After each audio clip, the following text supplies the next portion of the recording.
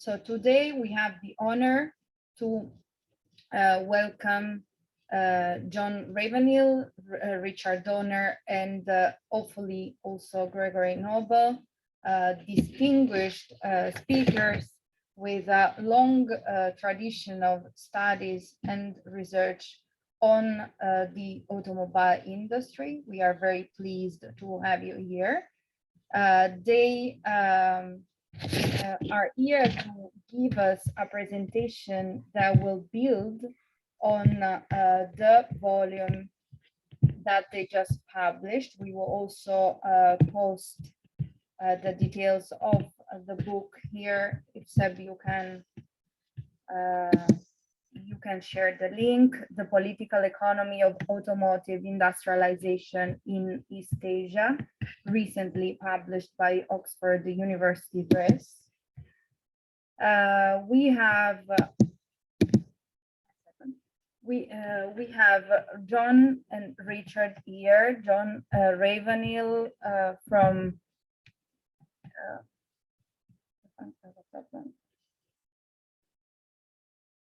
John Ravenhill, Professor of Political Science at the University of Waterloo, and Richard Donner, Professor Emeritus of Political Science at Emory University, with a long-standing tradition of research on the industrialization trajectory in the auto industry in East Asia. We are particularly pleased because we invited them. This invite responds to not only our attempt to include a wider focus on extra-European industries within GEPISA, also to include a stronger focus on political economy within our studies on the industry.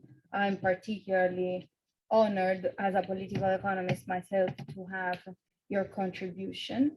And this study in particular can provide us with interesting insights to compare the trajectory in seven Asian, Southeast Asian countries.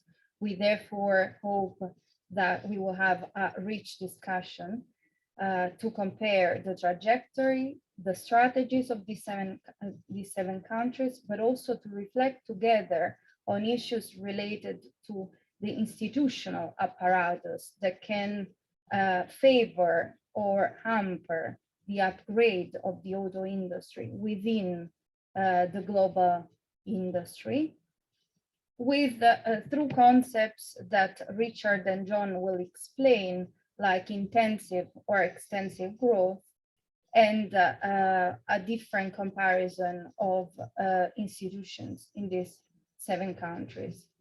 We hope that you will all contribute to this discussion. We will have, as usual, 1 hour for the presentation, so for 40-45 minutes presentation following the introduction. Then we will have a short break, and then we will open the floor for discussion. Everybody's invited to intervene, and we all hope you will enjoy this seminar. I will leave the floor to you. Gregory is now connecting again. So we all hope, yeah, it's here. Okay, so we can start. I leave it to you. Please, you can share your screen. Thank you very much.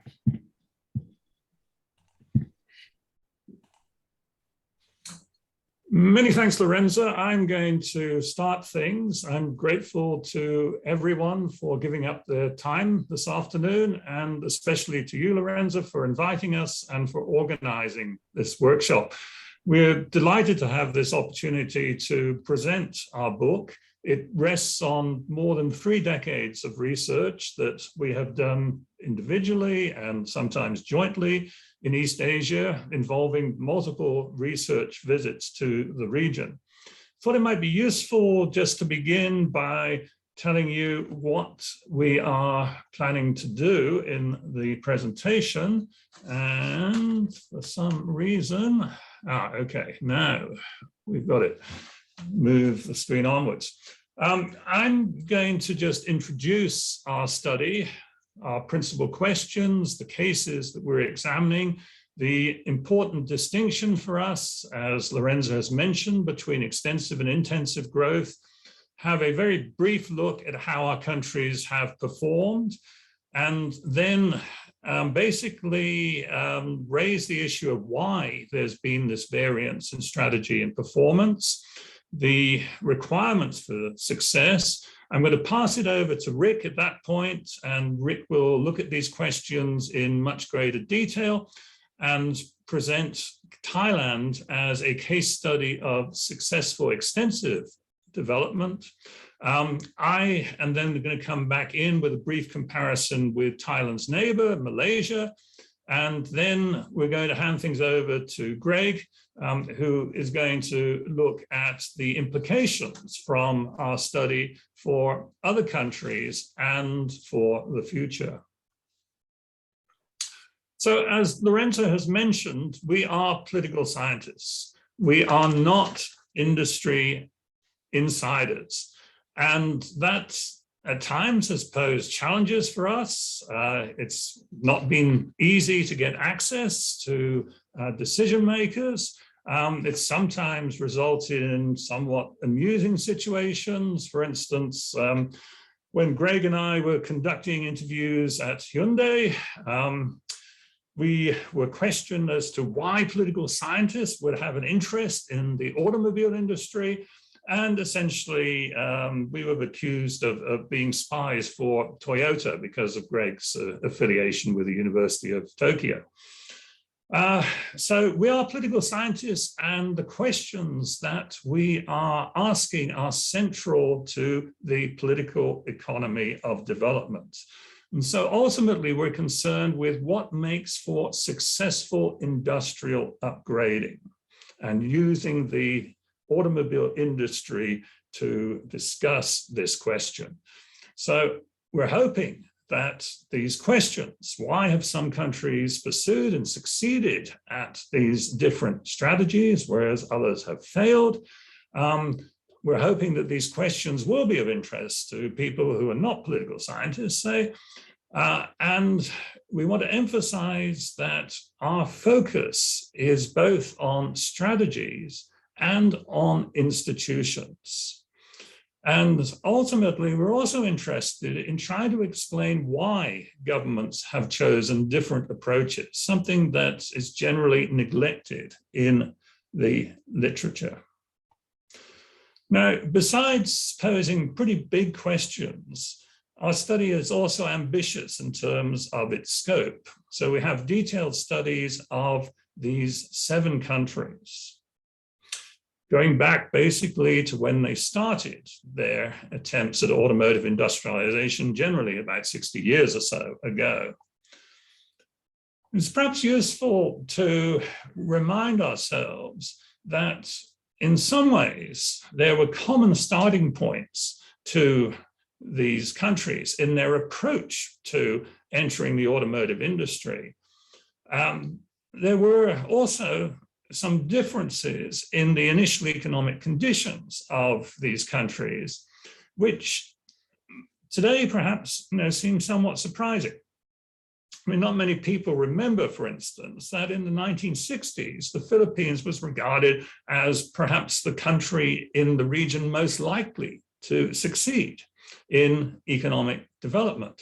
You had teams from Korea going to the Philippines to learn lessons about public administration. So the Philippines had pretty good starting conditions. Korea, in the 1960s, early 1960s, was widely regarded as a basket case.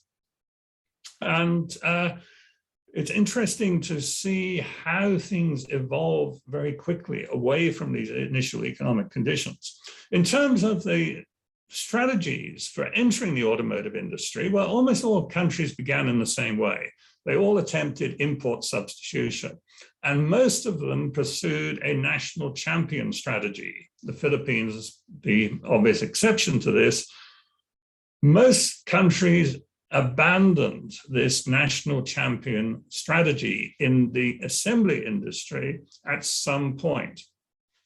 Korea is the obvious exception. Malaysia took a long time to do this. But this table shows how the countries moved away from this initial approach. Turning to this key question of this distinction between two forms of growth, which we term extensive and intensive. Extensive growth is essentially based on investment, on moving resources from agriculture to industry. It's not, however, transformative in terms of firms' capabilities, summed up by this analogy of Schumpeter at the bottom of this slide. And by the way, we will be moving pretty quickly through slides, which in some instances contain quite a lot of information. We'll be happy to share these slides with you afterwards if anyone would like them. Now, in contrast to extensive growth, intensive growth is innovation driven. It involves learning, identifying, absorbing, and adapting technologies. And our argument is that such learning is difficult because of the multiple market failures involved. It requires different policies and different institutions to an extensive growth strategy. Now, I think it's very important at this point to emphasize that we're not saying that extensive growth does not bring economic benefits. It does. But it brings a different type of benefit to intensive growth. So let's have a look at that in terms of the indicators that we have used for extensive growth. Now, if you take Thailand, our intensive growth case, if I can get this up, yes, there we go.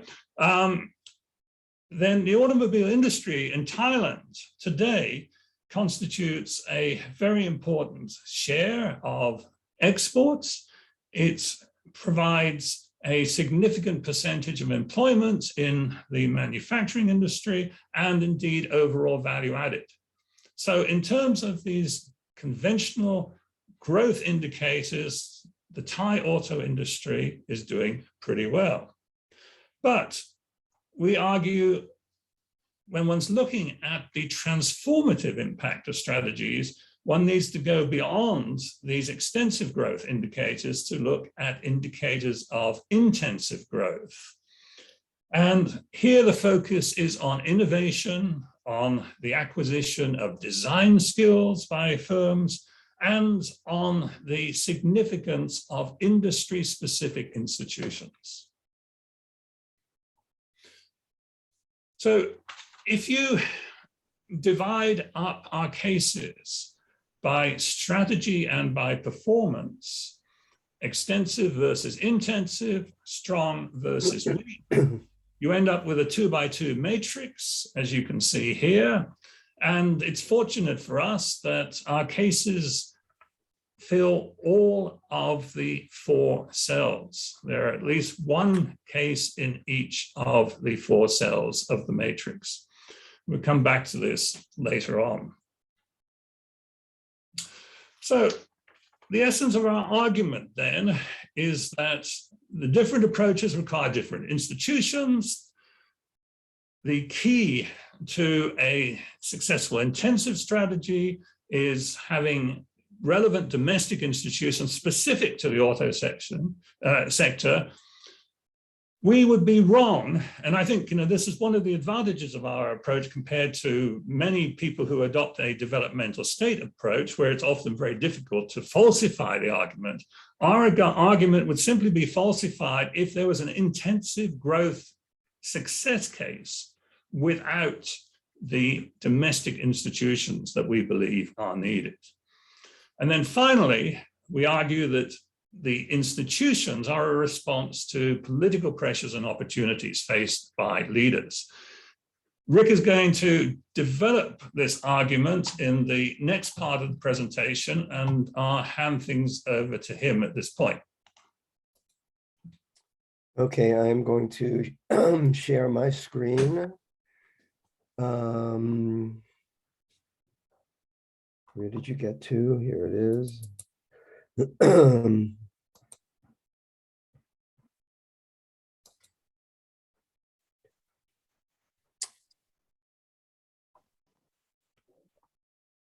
Why are you doing that? No, stop that, stop that.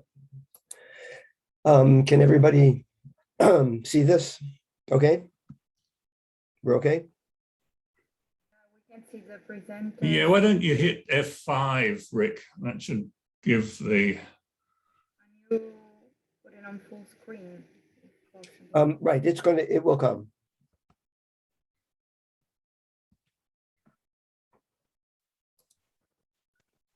Okay, that's all right. You can see that, everybody? Yes, but not on full screen. Not on full screen. I'm sorry about that. I believe this is the presenter view, and there might be another way of displaying. How's that? I don't know if it's display setting at the top that might change this. I think it's that one, yeah. This up here? No, just up there a little bit, display setting. There is like the one, yeah, that one. Perhaps that's the one that helps Yes, you. yes. Okay. Duplicate slideshow, I think, is the one that you want. Yes. That's it? Perfect. Perfect. Perfect like this. Okay, sorry about that. Okay, so as John mentioned, our contribution really is to go beyond descriptions and generic policies. We're trying to link first of all, we are highlighting variation in performance, variation in strategy, and linking that variation to institutions, and we want to emphasize the political conditions that underlie the institutions. Our emphasis is, as John said, is the puzzle of these varying outcomes, that it's more differentiated than growth, no growth, that we are focusing on intensive pursuit of strategies and degree of success within those categories.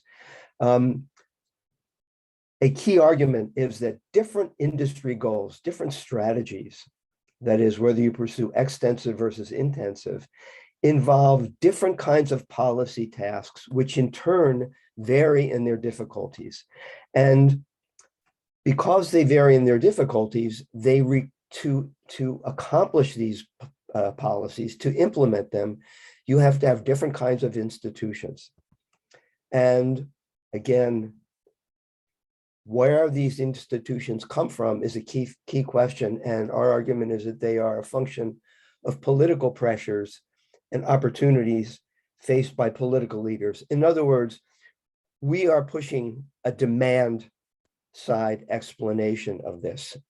And we believe that this is one of the really unique aspects of this approach.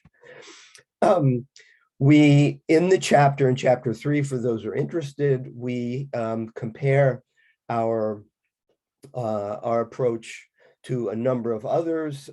These will be familiar to most of you. They're the neoclassical and related kind of, does market size make a difference?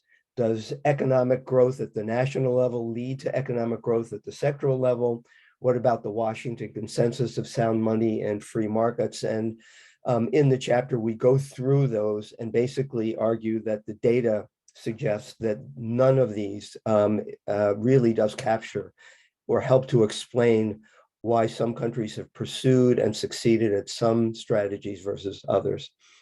We also go through institutional accounts, the World Bank Good Governance, which we find limited in its explanatory capacity. A little bit more useful is the capacity of bureaucracies with regard to education, especially technical education. But again, it doesn't line up with the outcomes that we see. We look at national innovation systems, global value chains, and generally we find them useful to an extent, but also lacking in part because they don't differentiate the tasks and also provide little sense of where good institutions come from. Our approach is probably closest to the developmental state as it is emerged, but again, that literature tends not to look at particular stages and tasks. It tends to neglect sectoral variation, which obviously we are concerned with. And as Robert Wade has written years ago, developmental state argument tends to be thin in terms of its politics. A real exception to that is Steph Haggard's recent book on developmental states. So first of all, our argument, again, is that different developmental strategies require different kinds of policy. And here on the column, we simply have a range of policy types from macroeconomic stability to trade, finance, education, FDI promotion, et cetera. And the argument is that these can actually be broken down into different categories within each broad type. So for example, certainly with regard to finance, extensive growth requires the ability of banks to mobilize capital and to move it into new sectors. But that is different from a financial system that is able to focus on technological capacities of indigenous firms. Another difference, for example, FDI promotion, and I will get back to this. Generally, for extensive growth, one needs smart incentives that will attract MNCs to generate foreign exchange and jobs. That is very different.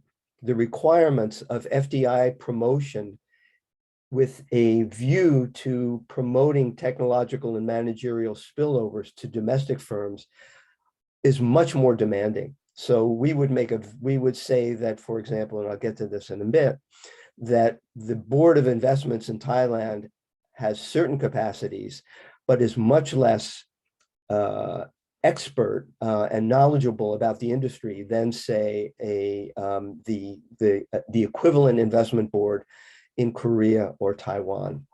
And then we talk about different kinds of infrastructure, physical infrastructure. So as, for example, that is described nicely in the paper by Lorenza and her colleagues, versus quality infrastructure, metrology, standards, testing, and quality. Okay, so different policy requirements. And the further argument is that not only do these different stages require different policies, but that the policies differ among themselves in how difficult they are. Extensive growth, capital mobilization and allocation, that can be difficult, no question about it, but there's little emphasis on firm learning. Intensive growth essentially is promotion of technology absorption and dissemination and development by local firms. And the literature on technology absorption shows clearly that this whole effort is fraught with market imperfections, such as what's the best technology, what are the sources, where do you get funding for it, and are you going to make any money after you spend all this time tinkering? Because we know that the development of technology by local firms requires tinkering. There are market failures. The best known one, of course, is labor market, is poaching and the labor market externality. That if one firm decides, yeah, I'm going to train people for these new technologically challenging things, what's to stop other firms from stealing or hiring that person away, therefore discouraging investment in training by local firms. This whole effort of technology development gets even more complex when you look, excuse me, at the different degrees or levels or stages of investment in technology that is mentioned, that is seen on these on the rows. and then the depth to which one goes into this. So moving from routine to adaptive to innovative requires greater and greater knowledge and poses greater levels of challenges. And this, of course, is a famous table from Sanjay Lal from many years ago.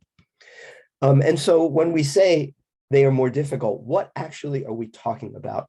So this table basically provides, especially the first, the top row, is what we think are some of the dimensions of difficulty. That is,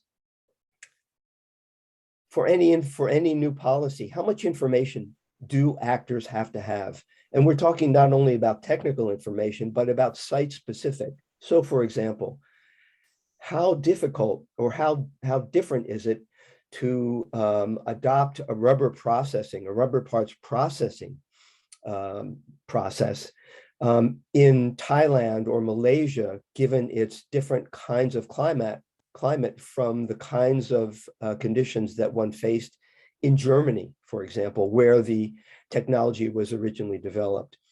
How many actors have to contribute for this policy to be implemented? That is the length of the implementation chain.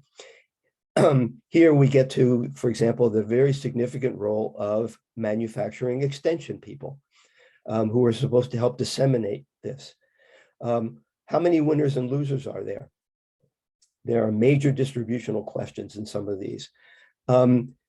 Is it bricks and mortar or is it invisible? Typically, we know that policies that lead to bricks and mortar, that is building buildings and schools and things like that, are much easier to implement because you can see them. And also people, in many ways, it's easier to monetize those. And finally, how long does it take to carry out these things?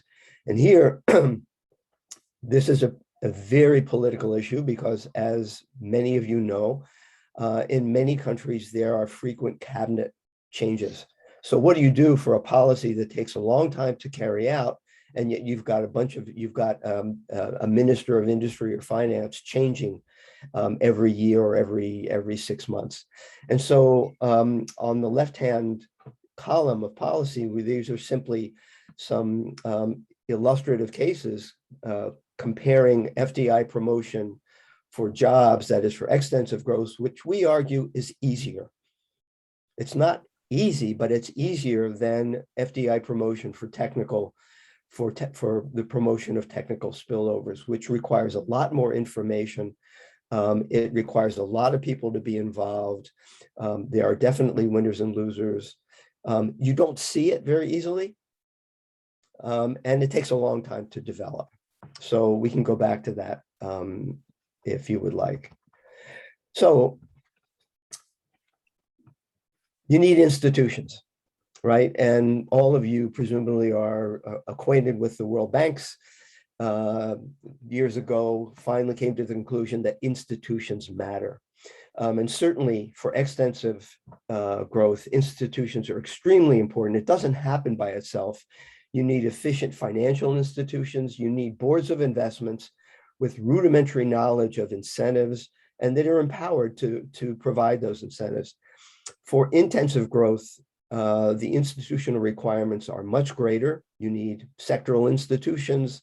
You need institutions that are able to integrate finance with technology acquisition. You need testing research bodies.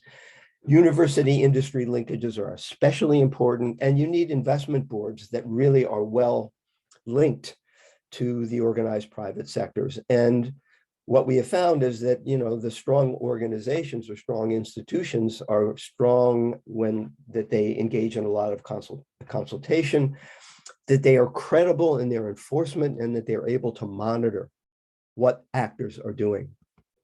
So here this is simply a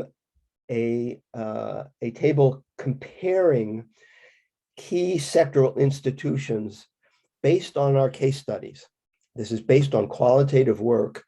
And here we are going through, and we can go back in the discussion to any one of these associations, public testing research institutes. And here, as you can see, based on our categorization, our coding, is that Korea, Taiwan, and China are much stronger than the ASEAN, the 4 ASEAN countries. But we can go back, and this is based on essentially on case study information that we have gotten. It's qualitative work. So last point on this general thing. It's one thing to talk about the kinds of policies you need. It's another thing to talk about the institutions that are required to carry out these policies. It's still another thing to talk about, well, where the heck do these institutions come from? And one of the real striking points is that the work on middle income traps is that everybody theoretically knows what kind of institutions you need. So if everybody knows, why doesn't everybody get them? So, of course, the argument here is that effective institutions do not come out of nowhere. They are not wished. Just because you say you need it does not mean they're going to happen.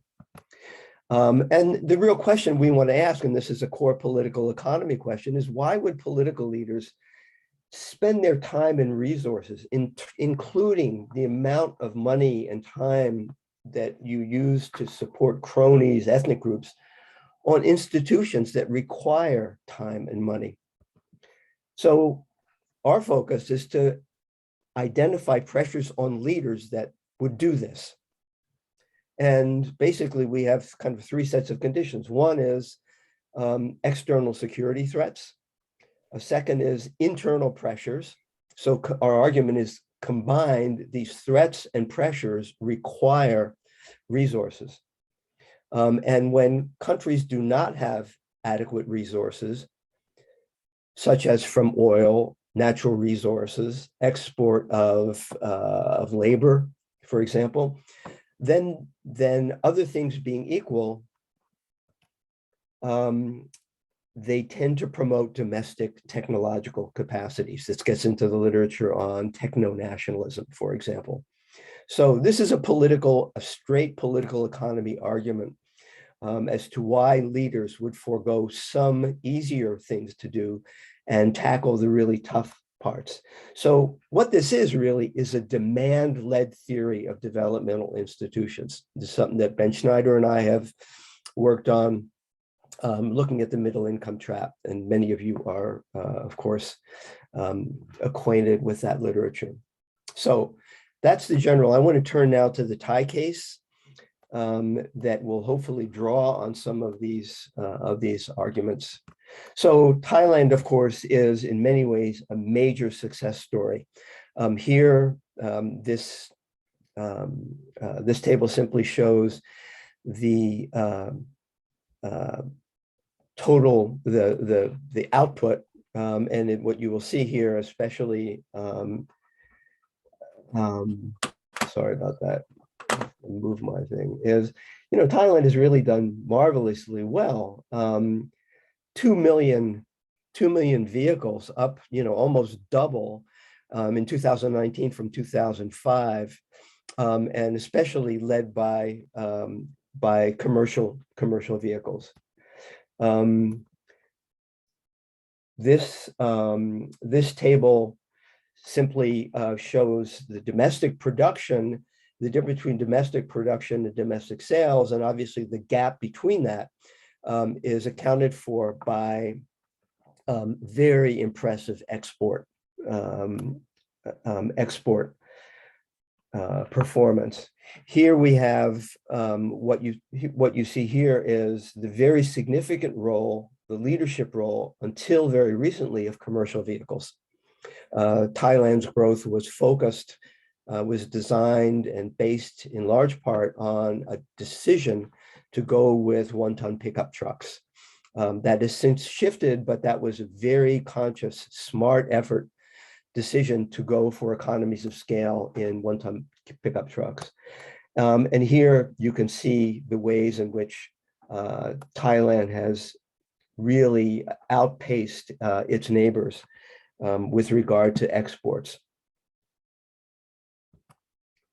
So in terms of extensive growth, what we call extensive growth, mainly the export, the production and export of vehicles Thailand has done marvelously well. Much weaker, as this table shows, with regard to what we call intensive growth. That is the ability to local value added based on developing technology. And here we simply go over some indicators such as the ratio of R&D to sales, corporate research and development institutes, the ability to design and export new parts, and these are covered in the relevant chapters. A key part here has been the weakness of Thai parts producers, and here we provide a little bit of a chronological perspective that historically Thailand was a leader in local supplier base. It had relatively high local content, a large number of parts producers, and the largest number of Japanese suppliers in Southeast Asia were in Thailand by far. After 1997, when Thailand moved to a much more deliberate export strategy, local content requirements were loosened. There was what we call the silent policy of transnationalization. And many local suppliers were not ready for export requirements of price, quality, and delivery. And the actual local content was dominated by foreign firms. In our perspective, we tried to look at some of the areas where one might expect the Thais to be especially competitive: large-scale economies, relatively low technological challenge in stamp parts, rubber-based parts, mold and die, and replacement parts. And you don't find that Thai firms, there are Thai firms, but in terms of the leading exporters, the leading producers, Thai firms are not there as much. And so the big takeaways is that what we call extensive growth, that is focusing on scale economies mainly, does not necessarily or even usually lead to what we call intensive growth. And that is the ability, essentially the ability to develop one's own products and technology. A key takeaway is that best practices by one firm, and there's some really strong firms in Thailand, do not naturally diffuse through competitive emulation. This is really important. And that foreign direct investment will not automatically generate technological spillovers and managerial spillovers. So that is not to denigrate in any way, to minimize the accomplishments of Thailand in terms of extensive growth. It requires a number of trade, tax, and related investment measures. Thailand has shown itself to be very good in terms of fiscal, especially fiscal policy and infrastructure, but we would emphasize, but there has been little, if any, attention to active labor market policies, especially workforce development or targeted tariffs to improve local firms' capacities. They have been very good at physical infrastructure. The Eastern Seaboard has seen tremendous growth in clusters. The main function, as a World Bank report pointed out, is logistical, as opposed to spillover promotion. There is a new Eastern Economic Corridor, forward-looking. We will see what happens. In terms of what we call, what we and others call quality infrastructure, on testing and standards, vocational training, innovation financing, and the promotion of technical components of foreign direct investment, Thailand has been weak. And we can go over this in more detail if you guys would like. But just one example, test centers. It turns out the testing centers are extremely important for local producers, for Thai producers. not necessarily for multinationals, which tend to have their own test centers. And for years, Thailand has tried to develop a test center for automotive, which you would have thought would have been a no-brainer. Only recently has that happened, only recently. This is not to say that Thailand doesn't have all kinds of upgrading institutions that if you look at the list, you would think, my goodness, these guys are going to be great at intensive growth. They've got all kinds of them, from private sector to public, private, et cetera. And we list some of them here. And there have been a number, as we go over in the book, a lot of innovation-related initiatives. They're all over the place. Our question is whether they are actually implemented. And we are, up to now, they have been relatively disappointing in their process, in their achievements. If past is prologue,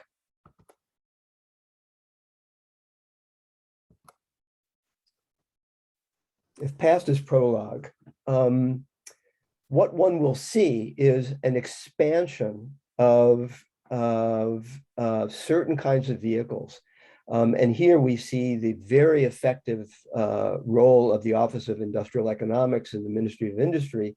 And that institution, that agency, has been very effective at promoting particular vehicles that have large-scale economies. They started with a one-ton pickup, they moved to the eco car. However, on innovation and local firm development, the most comprehensive study of Thai innovation institutions is titled Mismanaging Innovation Systems. So our argument is that on these other areas, Thailand has been weak for institutional reasons, in part, that there is interministerial fragmentation, a lack of integration of technology promotion with export promotion, which is precisely what you see in the high performers, that export promotion is linked to technology promotion.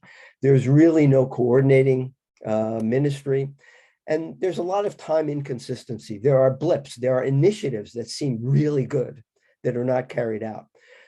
And this is in part because there's a lot of ministerial turnover.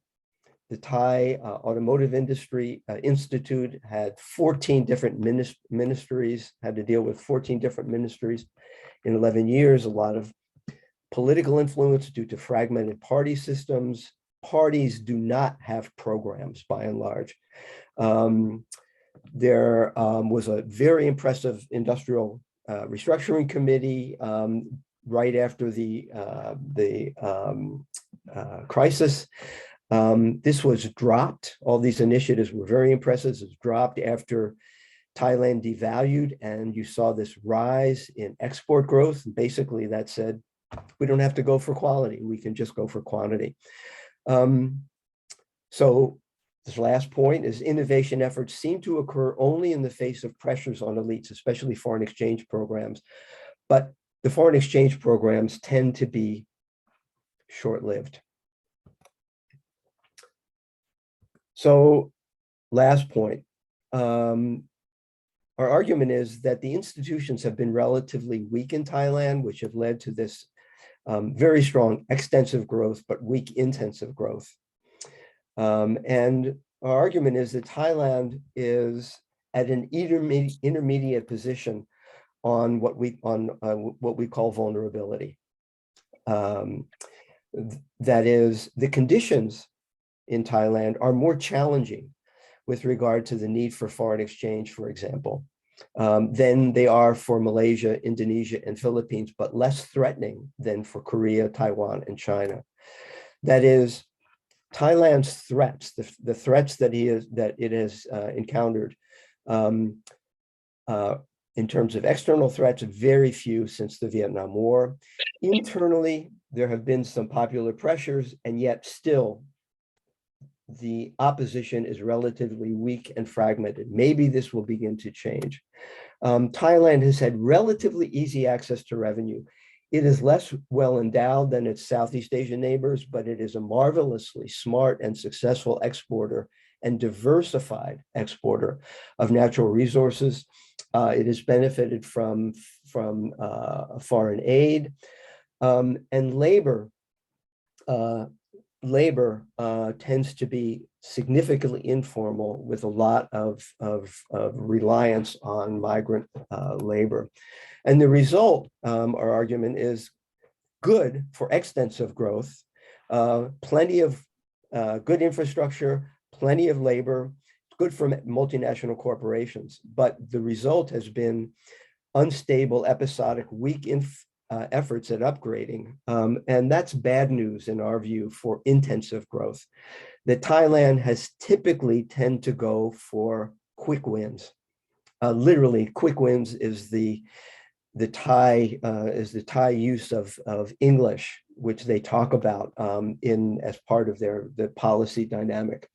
I'm going to jump over here and not go in anymore, and I've used time. So let me turn the stage over to John in terms of Malaysia, and I will stop sharing, and it's up to John.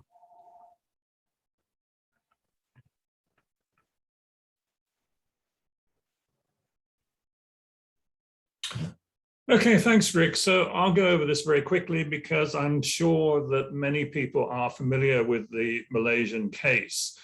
Malaysia had very positive starting conditions, not only a good situation it inherited at independence, but subsequently the government pursued very sound macroeconomic policies, got the fundamentals right in the terminology of the World Bank, low inflation, created excellent infrastructure, generally good education system, but this was not enough to successfully pursue the intensive strategy that the government attempted to adopt in the automobile industry. After the 1969 race riots, the government prioritized ethnic considerations in development, the promotion of ethnic Malays. It was a redistributive strategy.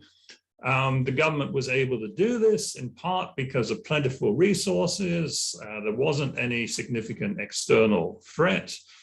And so essentially you had a rent-seeking situation created in the automotive industry.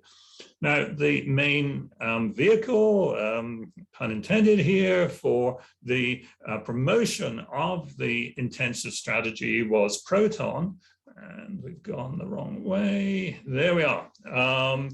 The Proton, which was marketed with the rather unpersuasive slogan of Japanese technology and Malaysian style.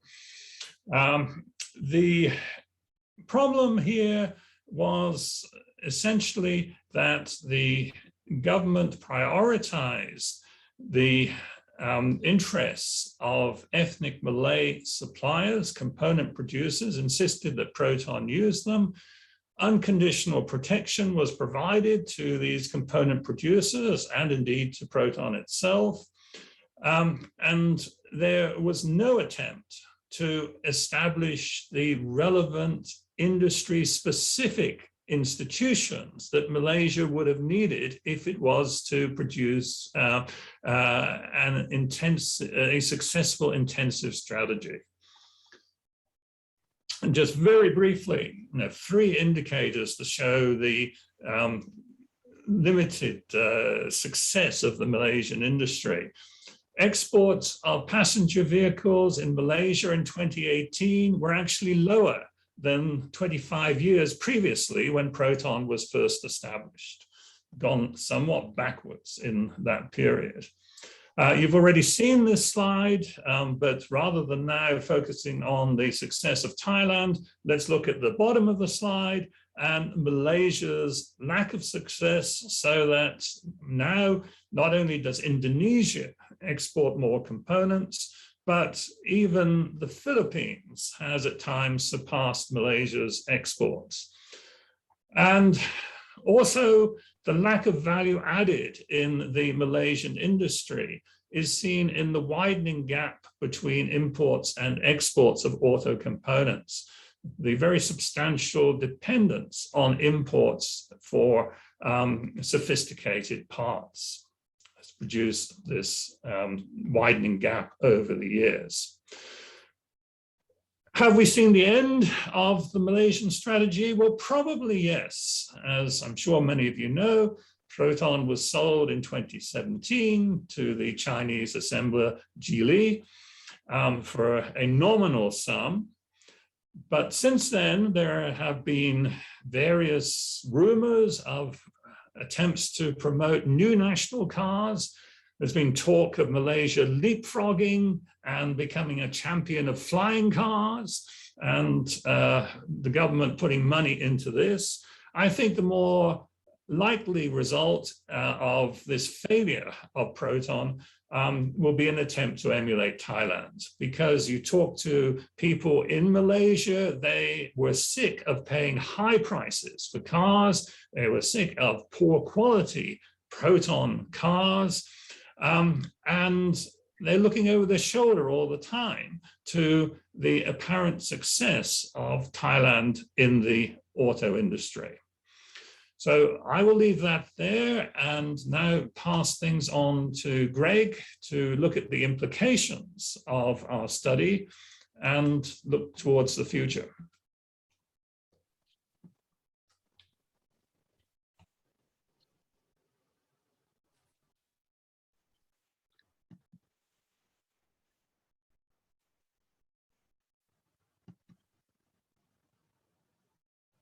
Okay, that seems to be all right. It's not full screen though. Where should I go?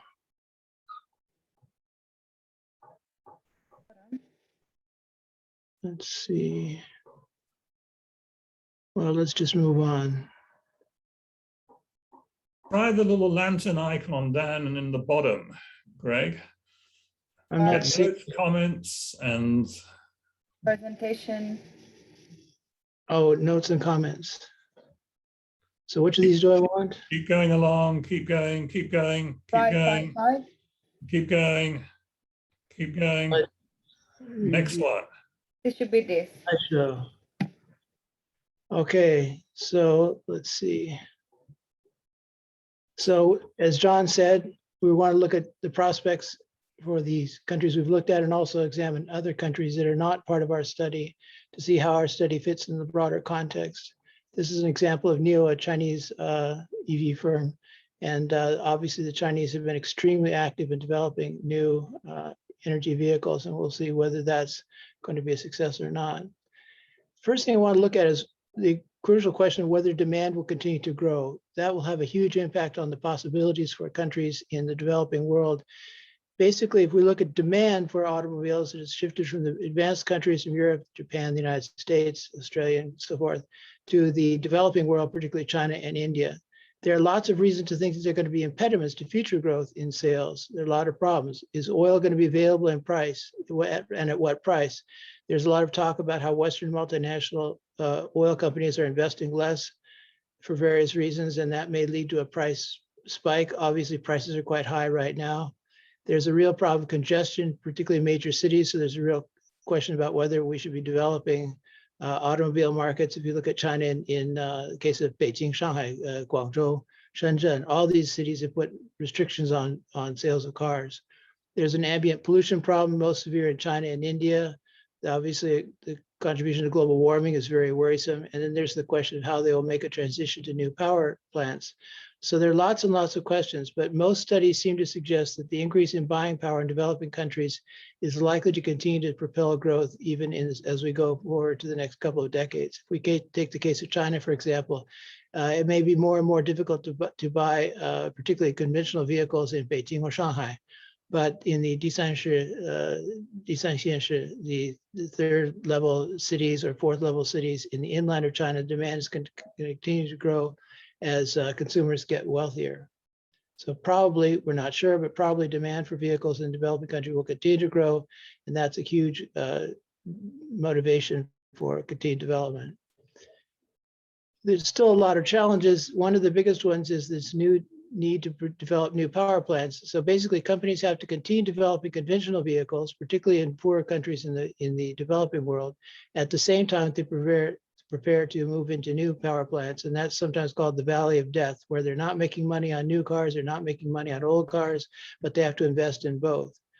There's continuing industrial consolidation. That's true of both assemblers and parts makers at the global level, and also some competition for new electric vehicle related entrants from the US, Tesla, of course, and from Japan and parts and so forth.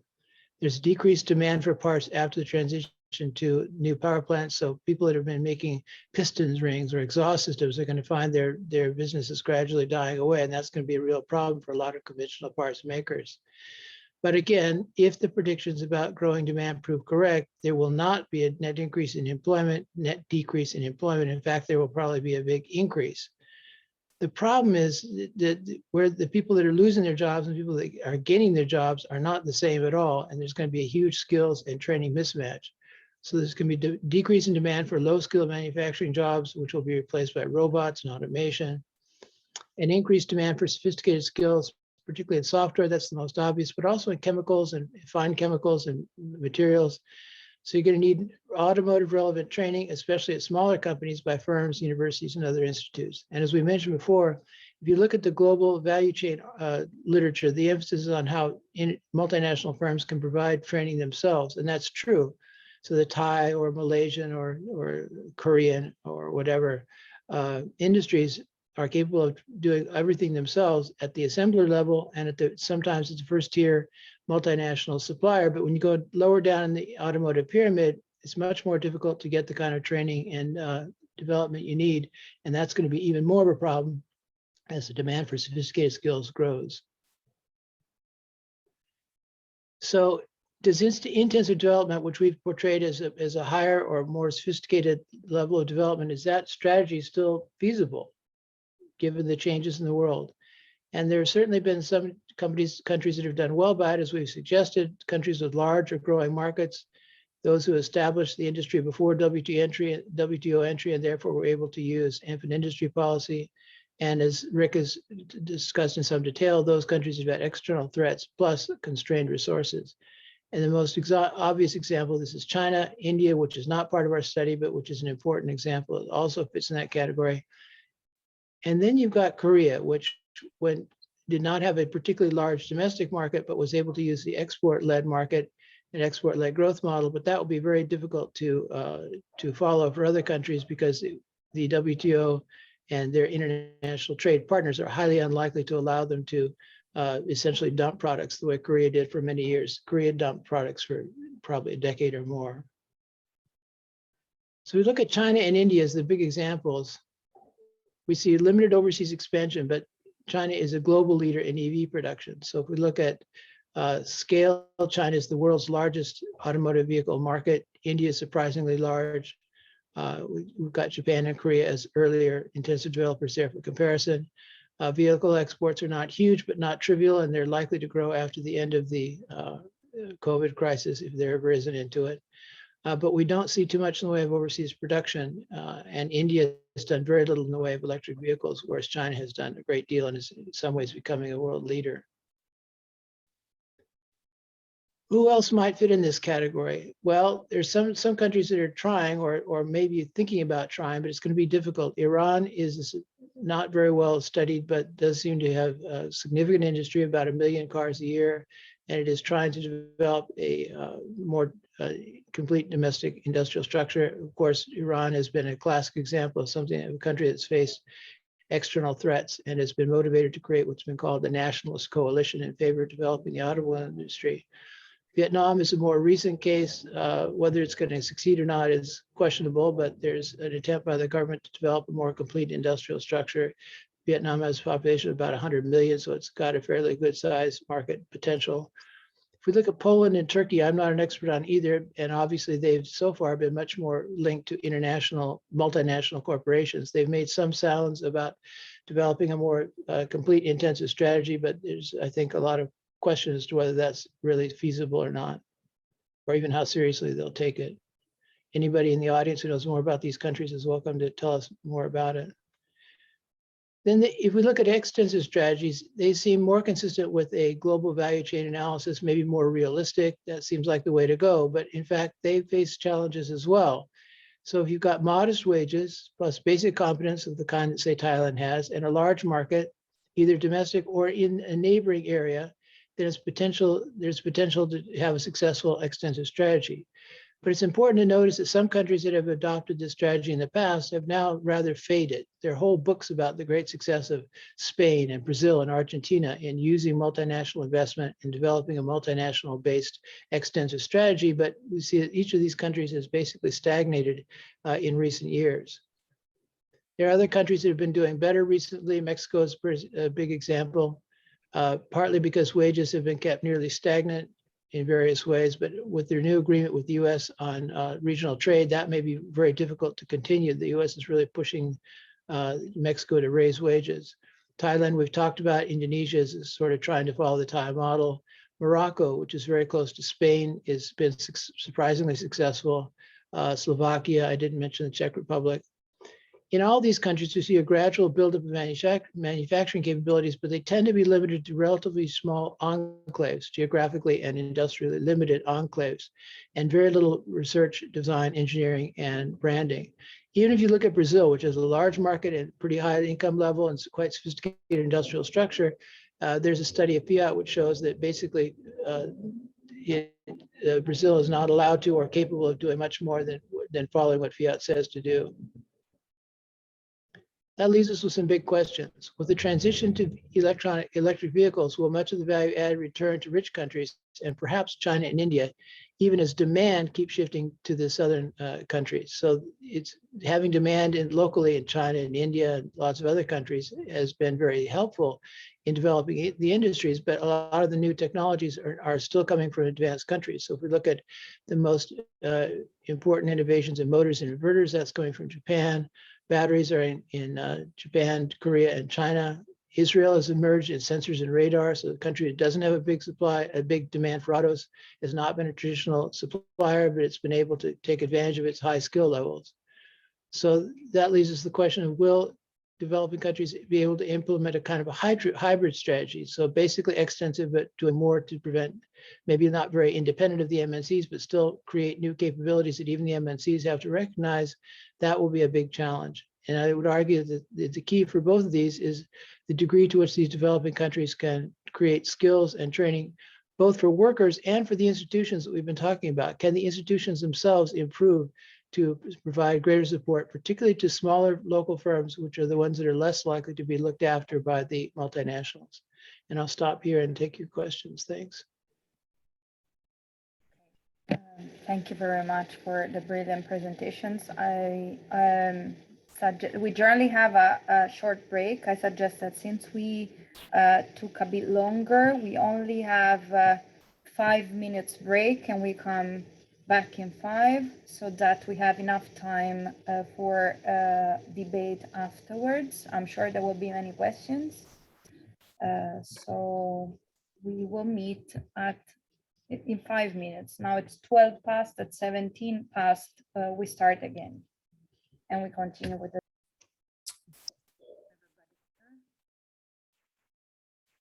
Okay.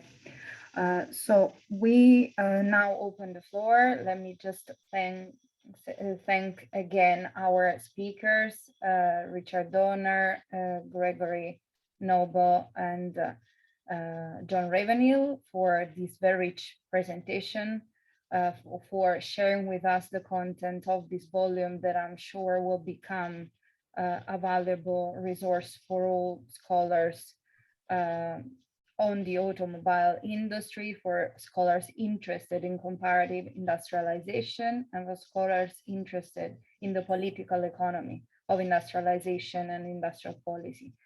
I have questions myself, but I am sure others will want to intervene. We will collect, if the speakers agree, 3-4 questions, and then have another round. I don't know if Tommaso, you want to start. Tommaso is the director of GERPISA.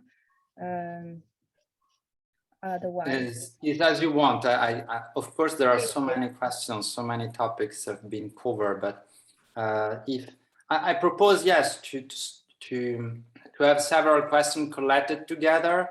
Let's try to keep the questions brief, even if I believe it will not be very easy because there are so many countries and is a very rich and complex work which raised so many theoretical and empirical questions. So but let's try, I mean, to collect several questions. And so I see if there are questions that come, and if nobody is going, I will break the ice. Okay, so I will break the ice myself and abuse my powers to start with a couple of reflections. I also work on comparative industrialization and extra-European countries. I only worked on Thailand amongst your cases, but on Africa as well and on India. So one question is around, I mean, I'm happy to understand more about this concept, this comparison between intensive and extensive growth that you make. And as far as I understand, from a development perspective, I mean, these two kinds of growth can be important from different aspects. So if I followed your argument correctly, an intensive kind of growth can best channel in upgrade and integration within global value chains, whereby the developmental value of extensive growth can be higher. So to what extent we can, my question is to what extent we can actually rank them, if they can be both important depending on the perspective we adopt. From a developmental perspective, one can be more sustainable than the other. The other question is to what extent one can follow the other.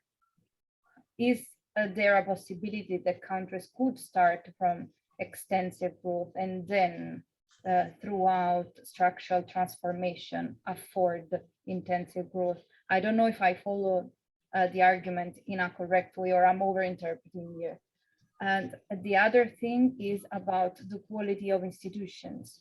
I totally agree with you on the value given to institutions, but what sense do we make of countries and contexts, often weaker developing countries that are a bit behind, but whereby the quality of institutions is strongly limited by the power of multinationals that actually affect the direction of industrial policy. So my point here being the quality of institution or the policy space is not always a choice. Sometimes it's limited by necessity. These are more comments than others, but I'm sure Tommaso can follow and others. Please raise your hand through the Zoom.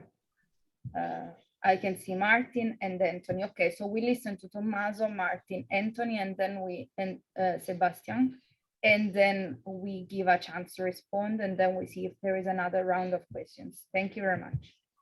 So. Okay, I will start just, I have many questions, but we'll focus just on one general, then perhaps we will later go on the more detailed one about the case studies. Is that you mentioned that all these countries have tried to go to the import substitution strategy, which was the strategy for all development countries in the 1950s, 60s, 70s, 80s, depending on when they started to make cars.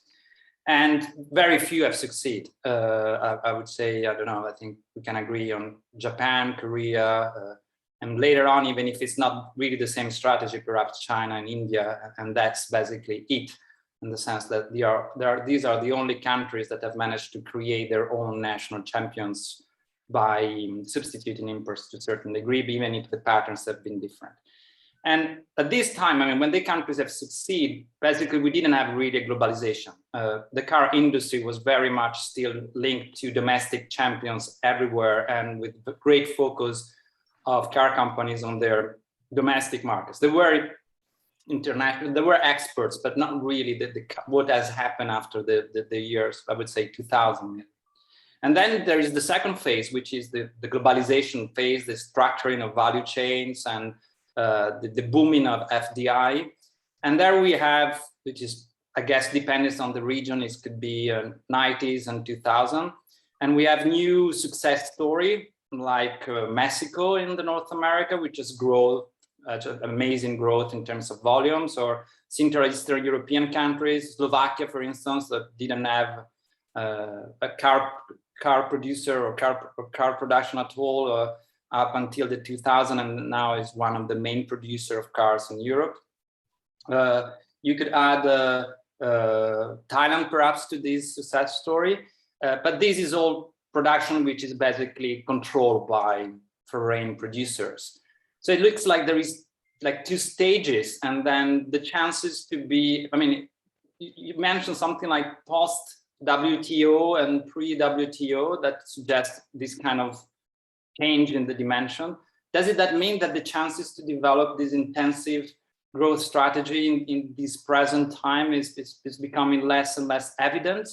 I mean, the recipes that work for the countries that have been winner before would not work now. Also, well, very important difference is the importance of the domestic markets, because clearly in countries like Mexico, Central Eastern European country, and Thailand, the domestic market is not important for the automotive industry. While for Japan, Korea, and China, and India, the domestic market is crucial to this story. So there is also this. So I was like wondering if, in terms of stage of development, context, global context, and the importance of the domestic market, if this mattered for your analysis or not.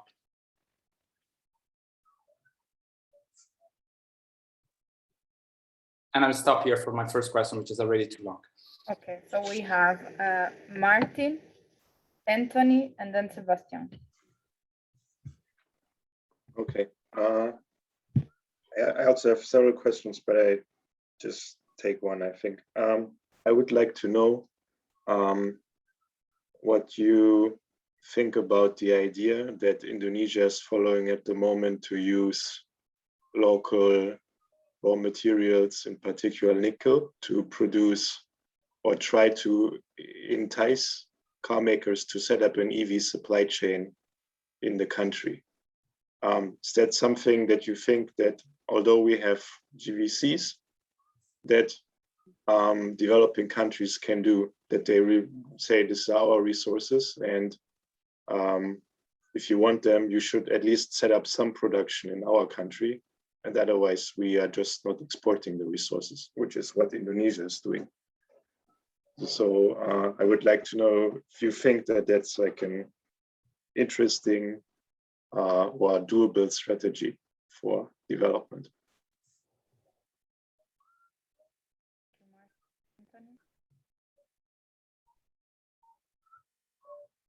You're on mute.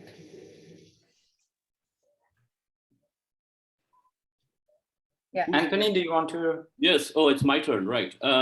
Well, thank you for a wonderful presentation. I guess now I really have to read the book when I do get a chance. I guess I have a couple of very brief questions. One, of course, is that when you use the terms extensive and intensive, and following up on Lorenzo's kind of question about, which one follows what, I mean, it's quite clear that it's very, very difficult to jump into an intensive form of growth without actually having undergone some kind of extensive growth. And from a historical point of view, of course, one of the differences between the rich countries, today's rich countries, and let's say the not so rich countries for the rest of the world, the turning point was always determined by this particular notion of intensive and extensive. And the intensive is largely due to increases in productivity. I mean that's quite clear in a historical sense. Now, it's true that this is a very sector-specific study. So I wonder to what extent productivity is an important element in this discussion of extensive and intensive. And one further question regarding institutions is that if indeed institutions are demand-based, then what does it take for that demand to be realized in terms of new institutions?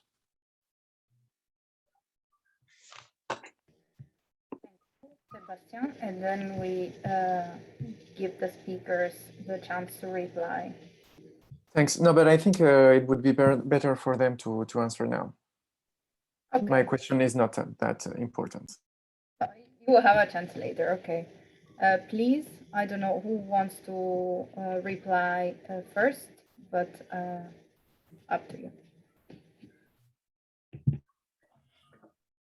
Any one of you, do you guys want to start?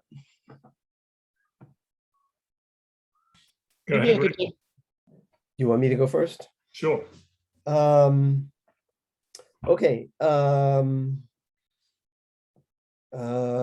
These are very, very good questions. Let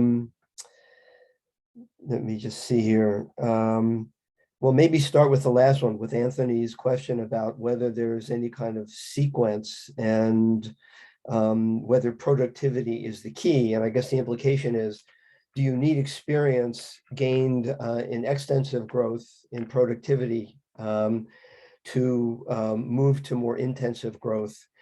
And what's significant from our perspective is the limited role for local firms in what we are calling extensive growth. That is growth that is dominated by multinationals, and that at best tier 2 and tier 3 producers play an active role, but with a much diminished role for tier 1 producers.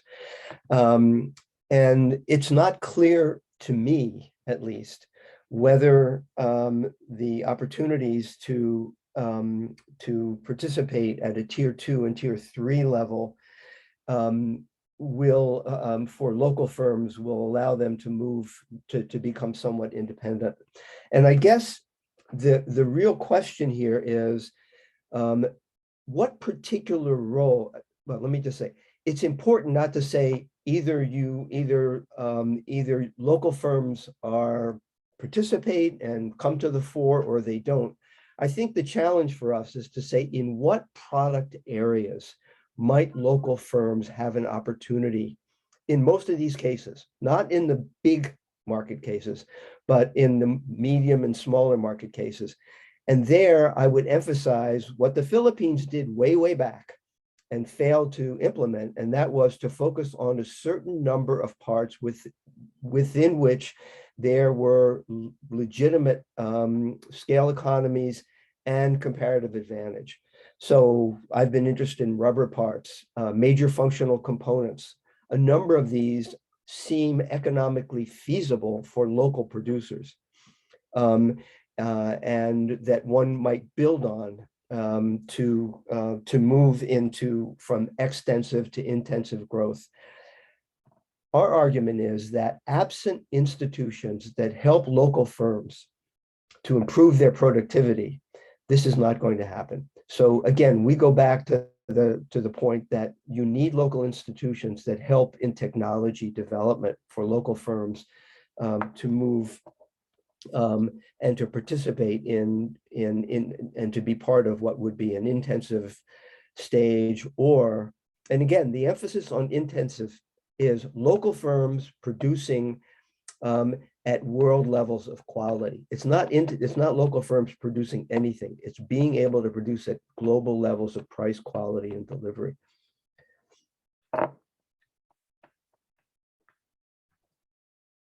Okay, if I may just briefly follow up, let me second what Rick has said. Wonderful questions, and some of them get to some of the challenges that we face with this study. I mean, for instance, most of our discussion has been about assembly and assemblers. And yet, as we all know, most of the value added comes from components producers, and we haven't focused as much on that in the study. But coming back to this question of the relationship between intensive and extensive, I think one of the questions that one has to face here is whether going down the extensive path actually precludes later intensive development for some companies that get sucked into this particular process. So a story that we heard frequently from component producers in Malaysia and in Thailand was that if you wanted to get into the value chains of Japanese assemblers, then you had to open your books to these assemblers. Often the assemblers supplied the raw materials at a particular cost. They then looked at the books and said, okay, we will give you this margin. And each year we're going to reduce this margin by a certain percentage. So these firms never accumulated capital, which they could then use to invest and to diversify. And then that was a fairly common experience we found in our interviews. There was very little transfer of technology and not very much transfer of skills either.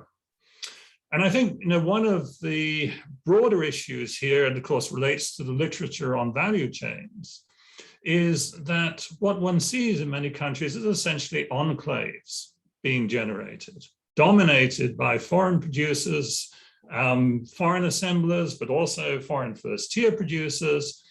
And you're always vulnerable, should the context change, that these multinationals will shift their sourcing elsewhere. And of course, one fear in Thailand is with the increased political instability that Thailand may suffer a decline in investment in the future as it becomes less attractive as a location for foreign investors. But Greg, over to you.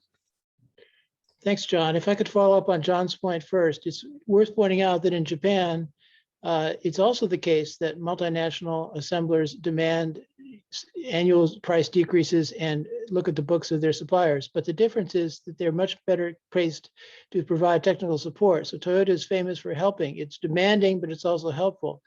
Even the smaller firms have advantage from local research and technology development institutions, which are all throughout the country, some of them under the aegis of METI, some of them local. If you're interested in Japan, we could talk about that in more detail, but what works well in Japan does not work as well in these other countries because they don't have those institutions that Japan has spent so much time developing.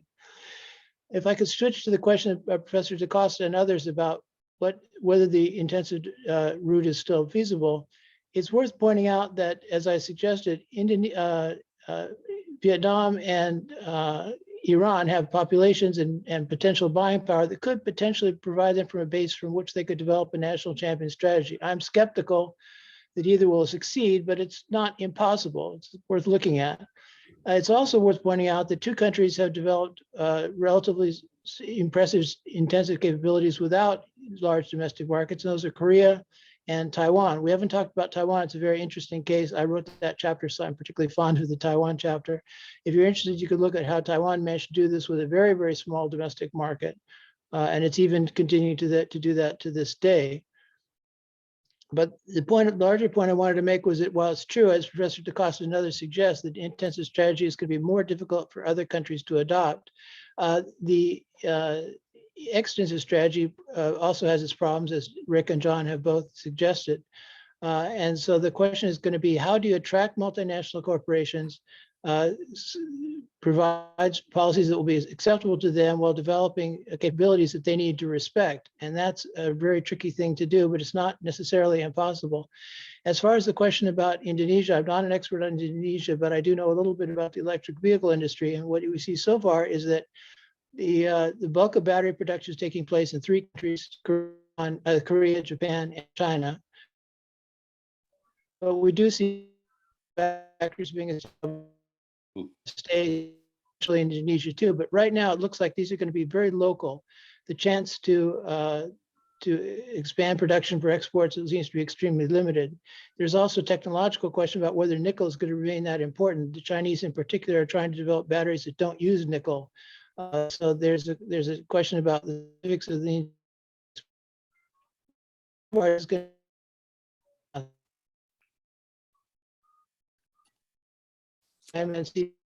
Greg, we're losing you, Greg. So okay, well then I'll just stop and let you go there. I had a little follow-up question on this, if you don't mind. Okay, Anthony, and then I have Joy, I raised hand, please, and then John Tolbert. So I guess the issue is, I mean, I think maybe I'm mixing them up, and of course I have the elephant in the room kind of background, which is India, and whose industry I know pretty well. at one level, extensive is being linked to foreign direct investment. So in other words, some kind of internationalization is already being assumed. And of course, then the discussion continues from that basis. But one of the things about the development of, let's say, the automotive industry, particularly the components segment, has always been about protection. In other words, some kind of local space for it to develop. I mean, across the board, I think. I mean, whether you take Japan or South Korea or Brazil or India, they all had some kind of protection to develop a domestic automotive components. In fact, the Brazilian case is quite instructive because the assembly is all multinational driven, but the components is very significantly a domestic owned, a Brazilian sort of industry. And in India, it's very similar, although yes, Rick is right that, are they international standards, the quality of those products? And some part, yes, there has been some improvement in the exports of Indian made components, but it is also clear that not everybody succeeds in a market like India. So Ford is the most recent company to have shut its doors in India. And GM had already done this. So obviously within the multinational group, some groups are tending to do better. So you can think of Suzuki Motors in India, and then of course Hyundai in India. And then you have the third player, Tata, which is a very much a domestic firm, although quite behind these two in terms of market share. So the question of this intensive and extensive gets I think a little bit muddled when you begin to look at some individual cases, but also where you start from. If you start from extensive with internationalization, then of course you have one kind of a story. But if you were to look at other cases where extensive is actually tied to domestic production, you will have a different story. Thank you very much. Joy, and then... Yes, hi. Yeah, can everybody hear me okay? Sorry, I turned off my video because of the connection. Thank you, everybody. It was a very nice presentation, and the book is very valuable. I'm here in New York City, and I'm quite familiar with some faces, such as Tommaso and Martin. Just want to share my 50 cents, if I wish, for the Indonesian part that you guys have discussed a lot of Indonesia. I also engaged doing research on the Indonesian automotive tier 1, 2, 3, and 4. Mostly from the Astra Automotive Group. Maybe some of you have recognized that, and I don't have to repeat it myself. It is very similar to the previous discussion there. It's like a Tata Group. So just to answer one of the puzzling discussion, perhaps, on the electric vehicles and also on the auto parts that I've been listening all along. In realization, this is what I gather information from the Japanese, Toyota, Honda, Suzuki, Mitsubishi, and everything in Indonesia, as well as the Astra Automotive Group. Also the supply chain for the raw materials, it is actually Indonesia left behind. So it doesn't matter how this company promoting and so forth. They told me specifically, for example, the type of the materials itself that Indonesia exported, the raw materials such as aluminum, steel, and so forth.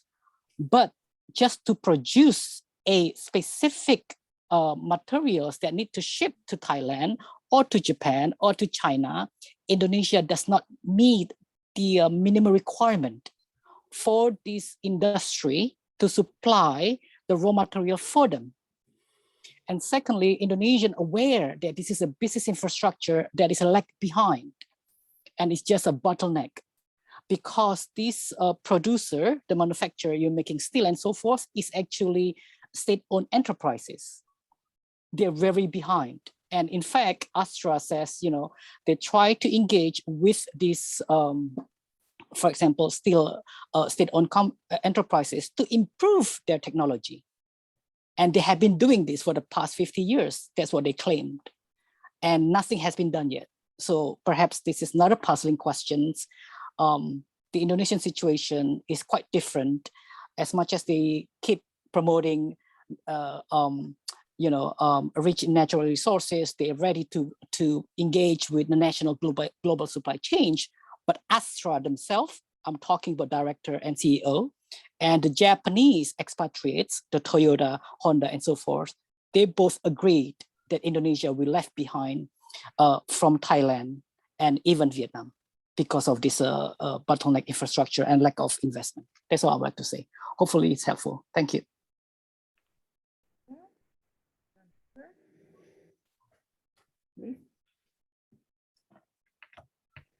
Can I jump in?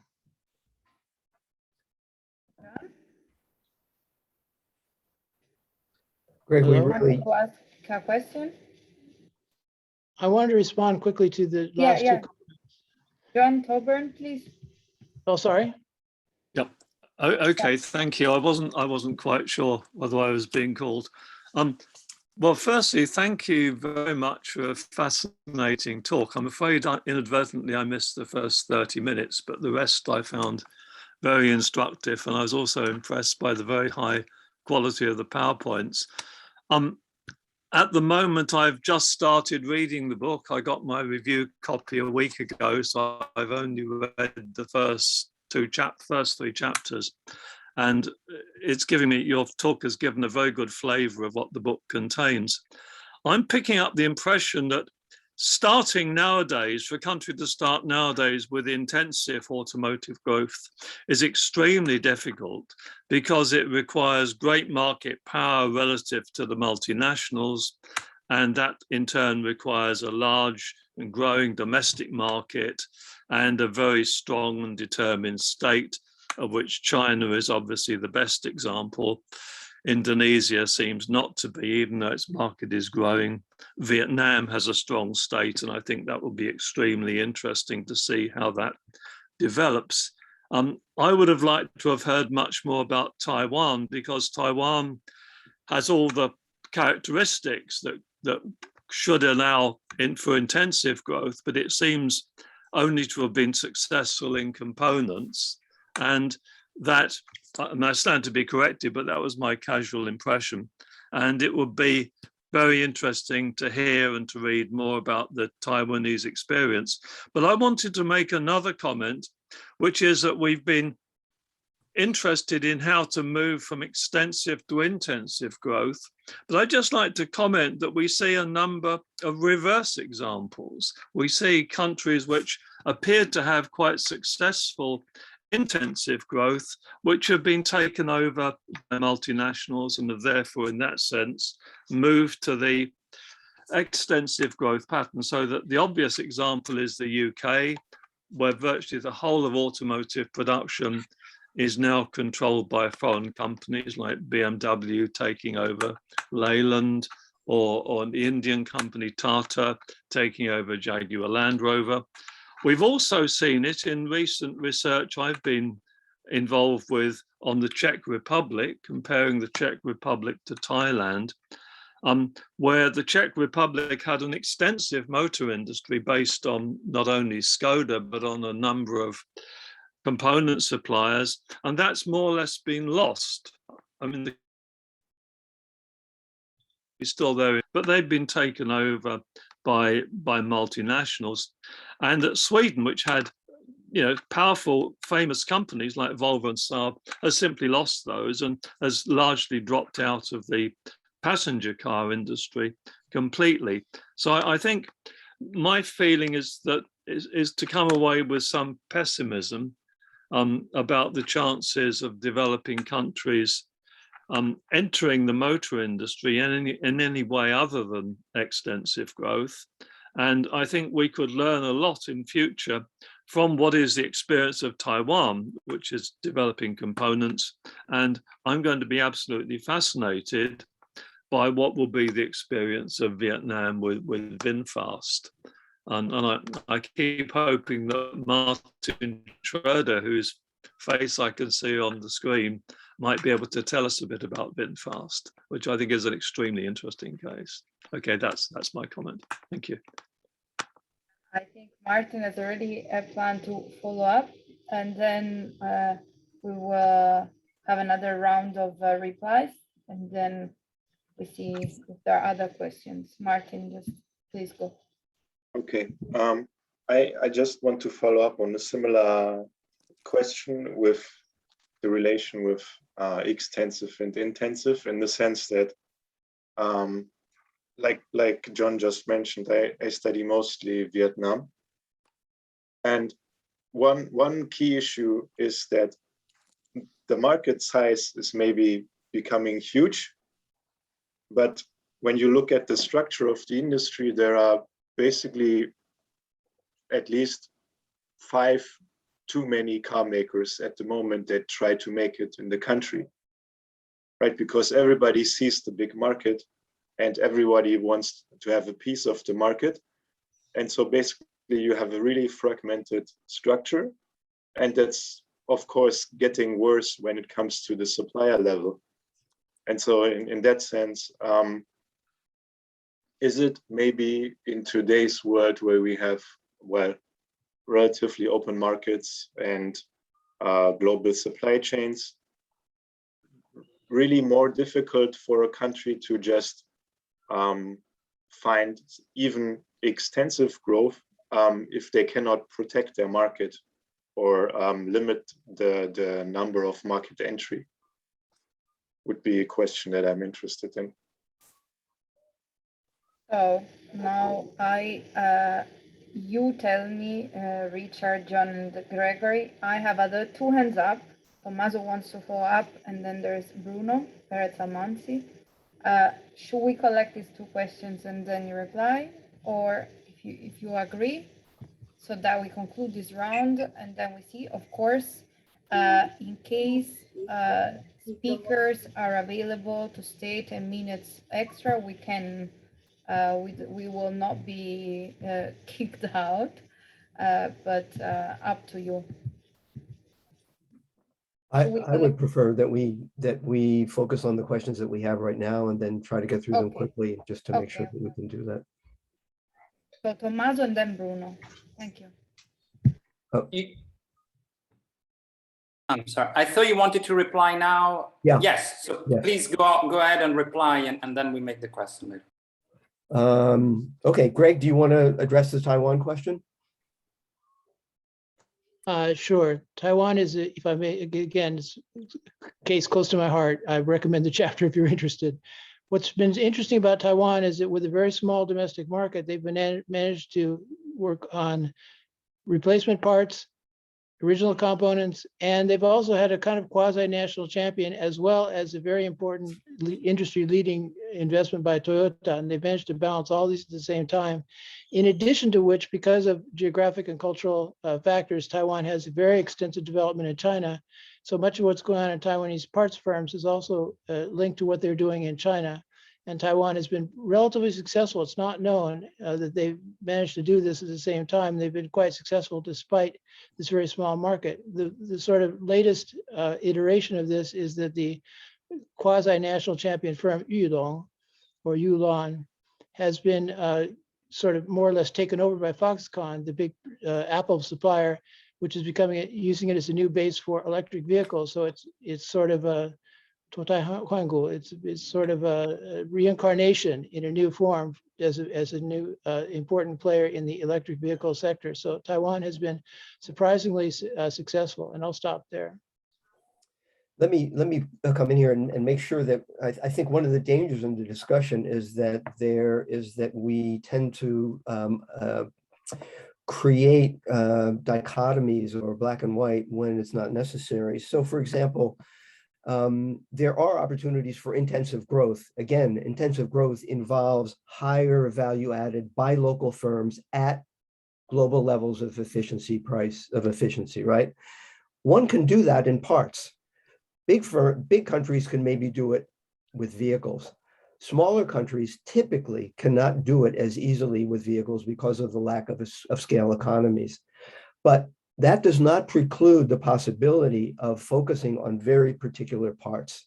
So let's make sure that when we think about intensive, extensive, we can also think about the focus on high value added of parts designed and developed by local firms. That's first point. The second part is, and again, that certainly is reflected in the Taiwan case, but the Taiwan case also reflects something else, and that is typically we would not expect this to happen That is, some local firm, whether it's an assembler or parts firms, to be able to succeed in this way without significant support from technology promoting institutions. That's absolutely key, right? So let's not forget, and then the question is, where do those institutions come from? So first point, let's not assume that it's either extensive or intensive. You can have intensive with parts and components. And indeed, that's what the Philippines started doing and then lost it because of political things.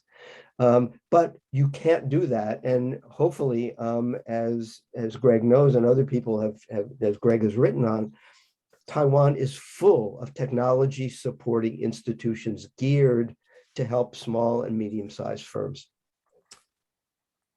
I just wanted to follow up on John's points, and I think there's a really important issue there, and that is basically disentangling this issue of intensive versus extensive on the one hand, and domestically owned versus FDI on the other.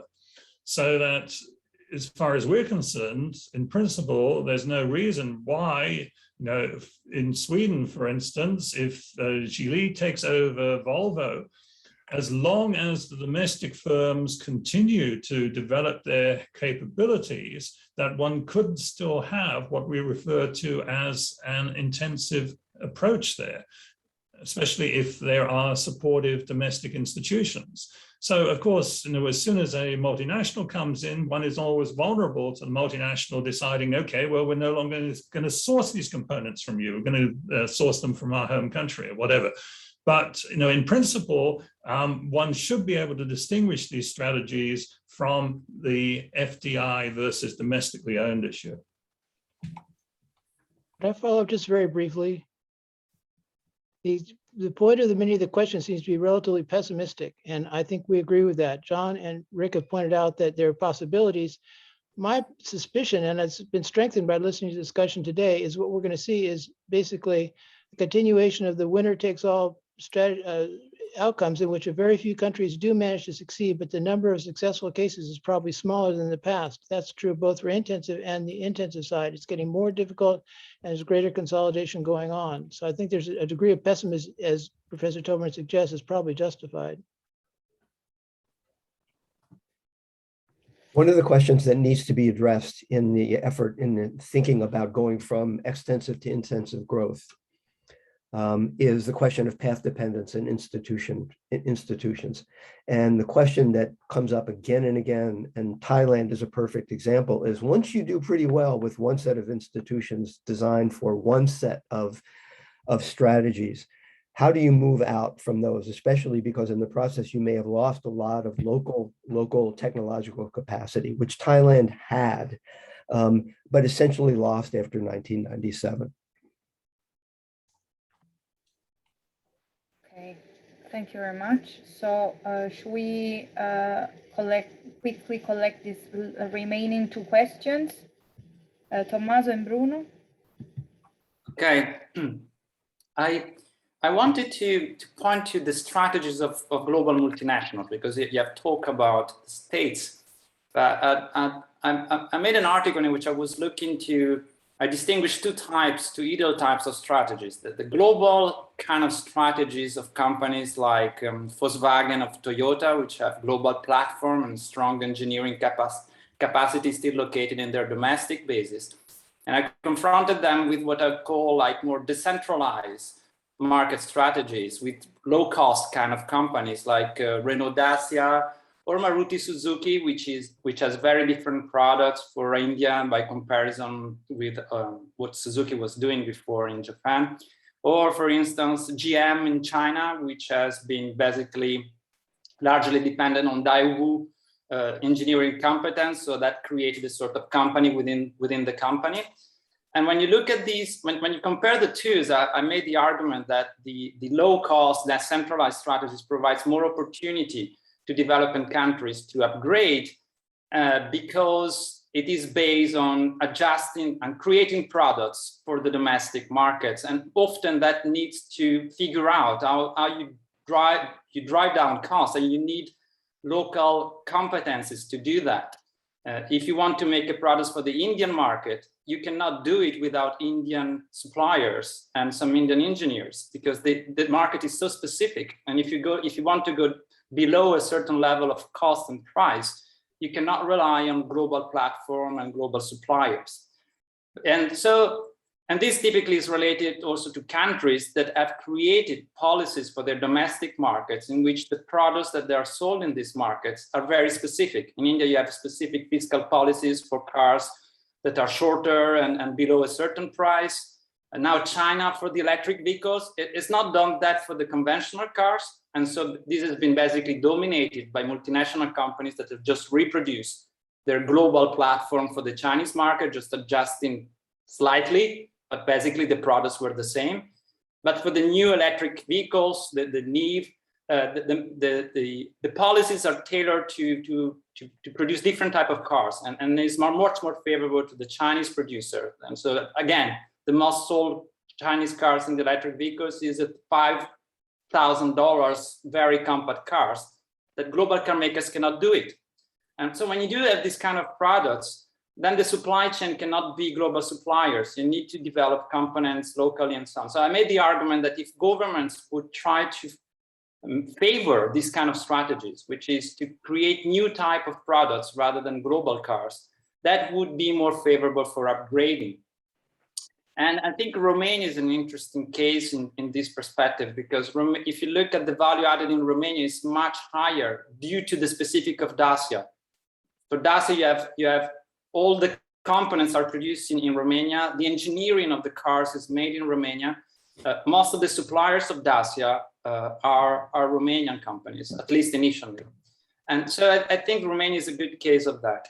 But the paradox in Europe is that this market was killed by the single market, because you cannot, the standards for the European market are defined by the German. So that made it very difficult to produce low-cost cars adapted for the Central Eastern European market. So that goes back to market power. Now you regulate domestic markets in order to attract these type of strategies. I don't know if that can be interesting for you, but I thought that would be an interesting dialogue in this. And then concerning, you asked a question concerning Poland. Poland has a very interesting leader in electric buses. So it's one of the European leaders in producing electric buses, which is an interesting story. But unfortunately for the production of cars, is completely dependent on the Western investors. So, and final point about the future, because you made the point about what will happen in the future. So I was thinking about the electric cars, and my feeling is that engines, the powertrain for internal combustion engine was crucial. The powertrain, the engine, the electric engine is a commodity. So there is not much to be done, then everybody more or less can make electric engine. But the battery is a completely different type of story. I think we need to know much more about the batteries. And well, clearly the Asian producer, Korea, Japan, and in particular China, have taken a huge leadership and a huge advance in that. It will be very difficult for anybody else, including Europe and United States, to contest this leadership, I think. But there is a lot of diversification in batteries. So if you think a battery for a Tesla and a battery for a low-cost Indian cars of 800 kilograms, they can be very, very different. The type of materials you need, the type of cost. So I think that a possible avenue, again, is linked to the type of products. Heavy versus very light cars, big autonomy versus small autonomy. I think that, again, if a country can figure out a way to promote green mobility with very specific products and bring a producer to do that, so linking again market with production, that can be an avenue to explore for developing countries. And last point I would like to make is about engineering. So we've seen in the 1990s and 2000s the relocation of a lot of production by Western producer. Now, what is happening is massive relocation of engineering by Western producers. So there is a lot of outsourcing, and companies are looking for engineering, low-cost engineering centers. Most of the time they use their subsidiaries, but I think that there will be more and more development of engineering centers, because it's the main focus of reducing costs in Europe and United States now is in engineering. So I think that is also another opportunity, considering that you need connectivity, you need digitalization of the cars, the autonomous vehicle, of that will increase dramatically the cost of engineering, and companies are looking for places where you have low-cost engineering to relocate their production. So there might be new avenues to just attract not in the industry, but just the engineering side of the industry. My final comments is there's so many interesting topics. Sorry if I'm being a little bit too long. Okay, just a final round of replies. If Rick, John, and Greg want to respond to these comments, and then we approach the conclusion. Maybe I'll start. First Yeah. of all, Tommaso, I think those were spot on comments, and it gets to the question of niches, of particular pockets, product pockets, and opportunities for deepening, for industrial deepening, as it were, by developing countries. And it seems to me you've identified the challenges. You say, first, identify what are those potential niches in which different countries can do it, can enter. And then the question is, once you've identified those niches, what kind of institutions do you need to strengthen local producers so that they can occupy those niches without overextending themselves? And that's where I would hope our book makes its major contribution, in exploring what are the technology promoting institutions that are most relevant and most important for providing support for local firms. And here I would, conclude simply by concluding and looking at the Thai experience with Mitsubishi, because in some ways Mitsubishi was at least kind of more open than the other firms, because it had a weaker market position, was more open to sharing technology. And what happened essentially in Malaysia and Thailand and other places is that local institutions were not strong enough to support domestic firms in engaging with and learning from Mitsubishi.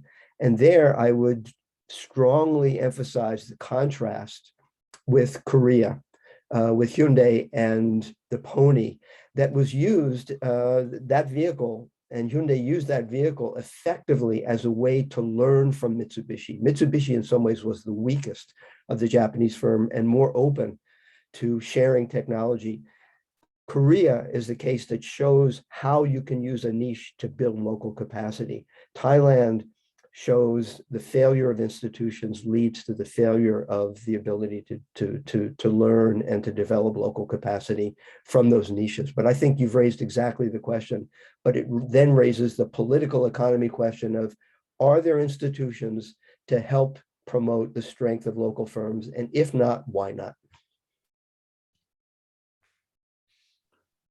So just very briefly to pick up on one of the points that Thomas made, an optimistic point, I think, and that is how one might be able to promote local firms, the local industry through WTO consistent policies. For a long time, the Koreans imposed higher taxes on larger cars because they specialized in producing small cars.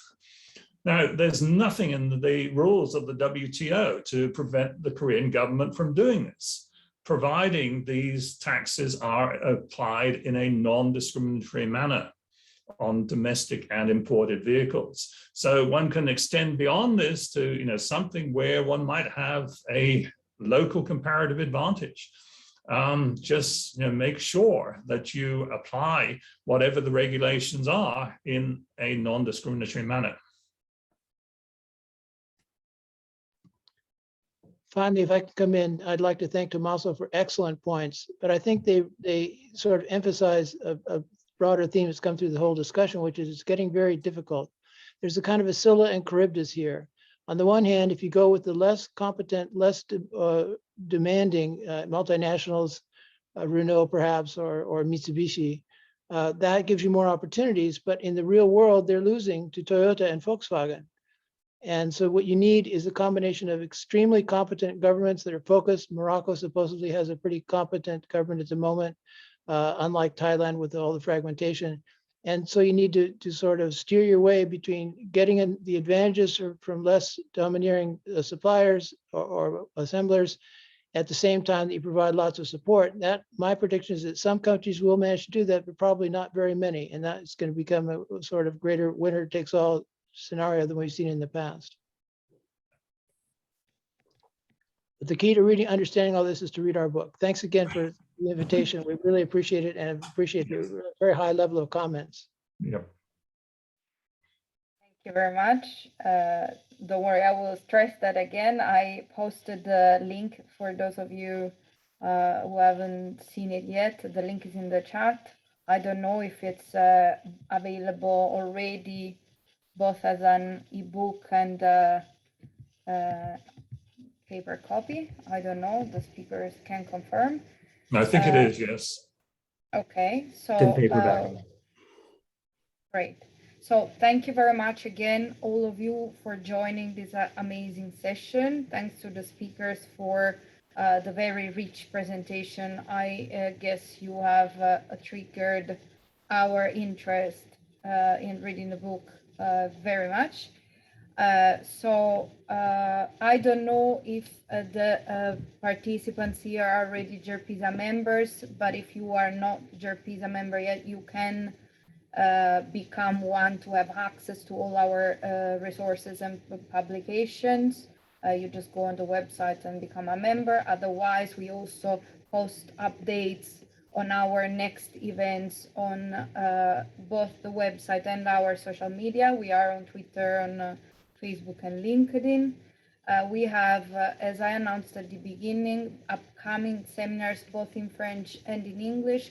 We will have 2 in November, one in French that will finally be in Paris, not online, on the implications of the turn to electric vehicles in France on the 17th of November. And in the same week, another international seminar in English here online on the battery industry in China. So you're all invited to join and to follow us. Once again, thank you very much for being with us, and we hope you will keep following. Thanks again.